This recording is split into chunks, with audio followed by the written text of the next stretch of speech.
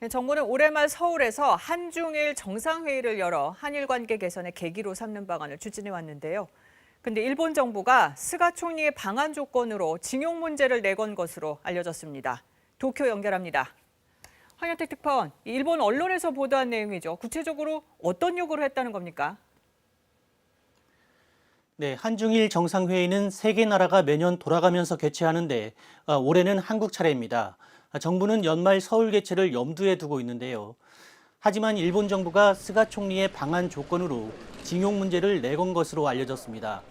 법원이 압류한 일본 기업의 한국 내 자산을 현금화하지 않겠다는 보증을 요구했다는 겁니다. 현금화 우려가 있는 한 총리는 한국에 가지 않는다. 연내 회담 개최 환경이 갖춰지지 않을 거라는 발언도 전해졌습니다. 네, 일본 정부의 공식 발표가 있었던 건 아닌 거죠? 네, 이런 요구는 스가 총리의 의향이 반영된 것으로 이미 지난달 하순 우리 측에 전달됐다고 일본 언론들은 전했습니다. 하지만 일본 정부는 맞다 틀리다 일절 언급이 없었고요. 우리 정부 역시 연내 개최를 위해 노력 중이라는 입장만 냈습니다. 올 연말이면 일본 제철에 대한 주식 매각 명령이 가능해지는데요. 사법 절차에 개입할 수 없다는 게 우리 정부의 입장인 만큼 정상회의 연내 개최도 무산될 가능성이 커졌습니다.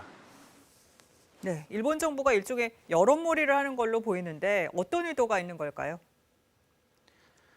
네, 올해 정상회의가 열리지 않더라도 한국을 건너뛰고 내년에 일본이 다음 의장국이 되지는 않습니다. 따라서 정상회의 참석을 외교적 지렛대로 활용해서 강제징용 문제 해결을 압박해 보려는 의도로 보입니다.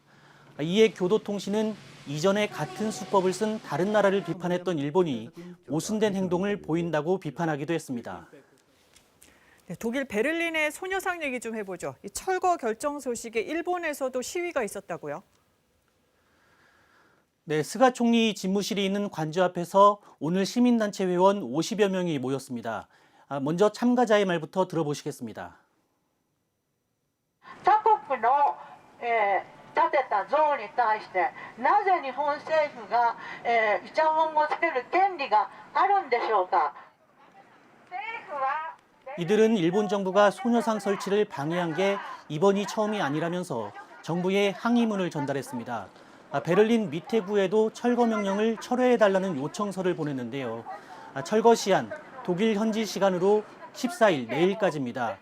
그 전에 시민단체가 낸 집행정지 가처분 소송 결과가 1차 고비가 될 전망입니다. 지금까지 도쿄에서 전해드렸습니다.